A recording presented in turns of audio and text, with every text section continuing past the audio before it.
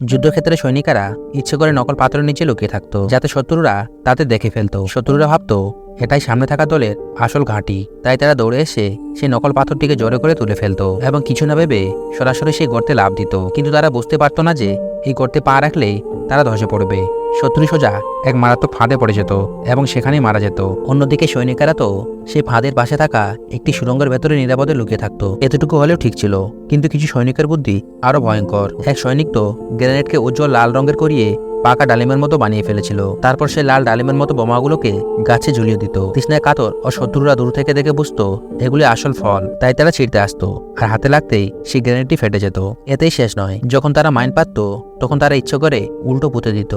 যখন শত্রুরা ডিটেক্টর দিয়ে মাইন শনাক্ত করত, তারা ভাবতো উফ, একটা নিরাপদ মাইন পেয়ে গেছি আর এটা খুলে নিয়ে যাওয়া যাবে। কিন্তু শত্রু মাইনটি স্পর্শ করলেই তার ট্রিগারে সক্রিয় হয়ে যেত আর হাতে লাগা মাত্রই মাইন সঙ্গে সঙ্গে ফেটে যেত। কিছু সৈনিক হাজার হাজার নারকেল নদীতে ভাসিয়ে দিয়েছিল।